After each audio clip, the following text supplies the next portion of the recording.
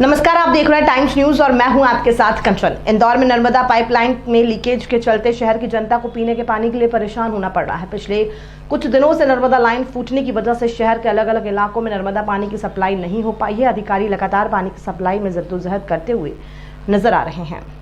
पिछले कुछ दिनों में नर्मदा लाइन फूटने की वजह से जल प्रदाय बाधित हो रहा है। एक स्थान पर लाइन सुधारी जाती है तो दूसरी जगह लाइन फूट जाती है, जिसके परिणाम स्वरूप लोगों को पीने के पानी की समस्या का सामना करना पड़ रहा है। इंदौर खंडवा रोड के गोंडकुआ के पास फूटी पाइपलाइन के लीकेज को सुधारने का काम तीसरे दिन भी जारी रहा। नर्मदा विभाग के अधिकारी संजीव कुमार श्रीवास्तव ने बताया कि नर्मदा लाइन में लीकेज के चलते पश्चिमी क्षेत्र की टंकियों तक पानी नहीं पहुंच पाया है और लीकेज को सुधारने का काम युद्ध स्तर पर किया जा रहा है। वहीं इसका कामकाज देख रही कंपनी को नोटिस देने की बात भी कही है।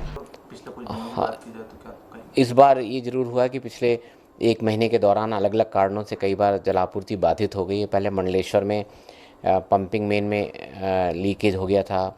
इसके बाद इलेक्ट्रिक जंपर जलने के कारण हुआ। इसके अलावा जो नर्मदा जी में बाढ़ आने के बाद जो कचरा आ जाता है उसके कारण पंप बंद करने पड़े।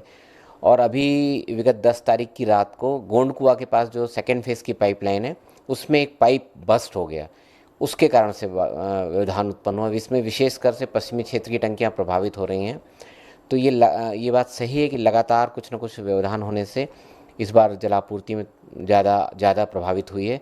उस पर लगातार काम चल रहा है और अभी 3-4 घंटे में भी जलापूर्ति बहाल हो जाती है तो कल से काफ़ी हद तक स्थिति सामान्य हो जाएगी। कल क्या स्थिति रहेगी कुछ शब्दों में? कल ये बस ये एक 2 घंटे में स्थिति क्लियर हो जाएगी कि जो बचा हुआ काम है जैसे वो पूरा हो जाता है। एक छोटा सा लीकेज रह गया है और वो पूरा हो जाता है तो मतलब 12 बजे तक करीब पानी आ जाएगा तो लगभग टंकियाँ पूरी क्षमता से तो नहीं, कम से कम 80% क्षमता से भर जाएंगी। समस्या कहाँ आ रही है? समस्या वो जो गोंडकुआ में जो लीकेज ठीक हो रहा है उसमें ठीक करने में टाइम लग रहा है। उसको ठीक किया था, उसके ज्वाइंट में से टेस्टिंग के टाइम थोड़ा सा फिर कुछ लीकेज निकला है, उसको रिपेयर कर रहे हैं। तो शहर में ऐसे इलाके हैं जहाँ पर लगातार जो परेशानी आ रही है, जनता भी परेशान हो रही है, कौन जिम्मेदार है? क्योंकि लोगों को नहीं, अब ये तो देखिए क्या 1978 की नर्मदा की प्रथम द्वितीय चरण की पाइपलाइन है, पुरानी पाइपलाइन है। आगामी समय में और ये बहुत दिनों बाद हुआ। अमृत प्रोजेक्ट में लगभग 5 किलोमीटर हिस्से में जहाँ फ्रीक्वेंट लीकेजेस होते थे, पाइप बस्ट होते थे, वो 5 किलोमीटर की लाइन बदल दी गई है।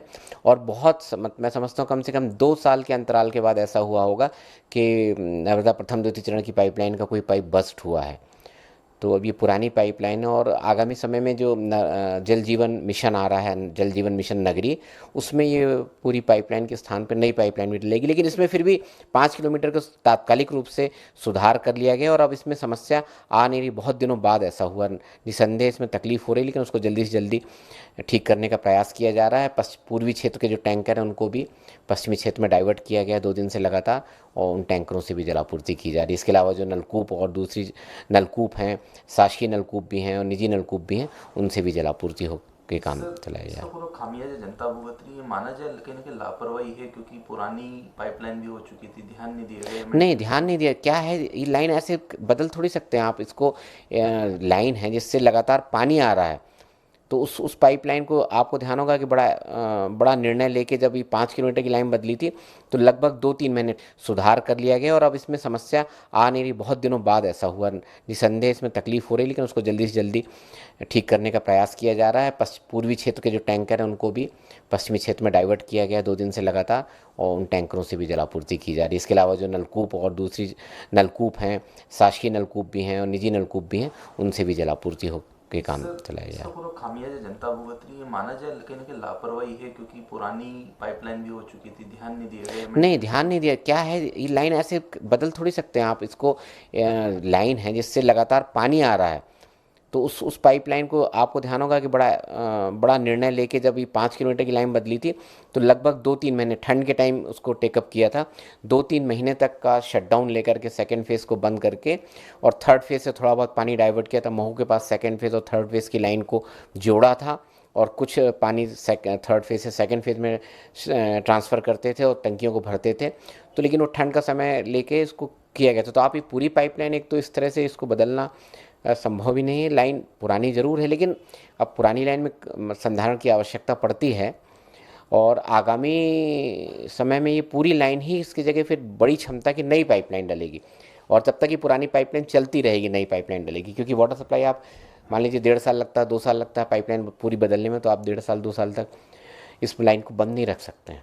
सर राहत कब मिलेगी? लगातार समस्याएं भी आ रही हैं, कुछ आने एक दिन वाले में स्थिति ठीक हो जाए, आगामी एक दिन में स्थिति ठीक हो पूरे जाएगी। शहर की कई हाँ पूरे पर हाँ, ये पूर्वी क्षेत्र में जो अपना 1200 mm की जो पाइपलाइन है जो क्षतिग्रस्त हुई, इससे शहर की 14 टंकियां भरी जाती हैं, उनमें वो प्रभावित हो रही हैं।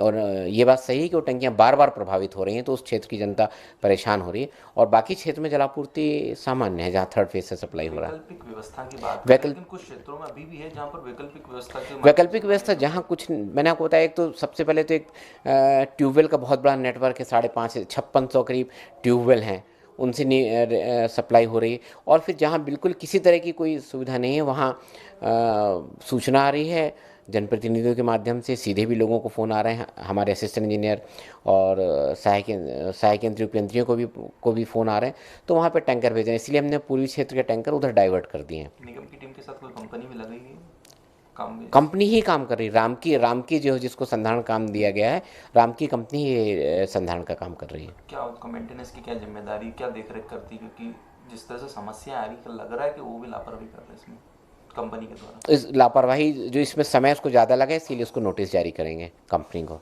जो उसको इसको सुधार में ज़्यादा समय लगा है। क्या नोटिस में क्या रहेगा? नोटिस में ही कहेंगे कि आपको समय सीमा में सुधारना था, आपने बहुत डिले किया है, और जब आप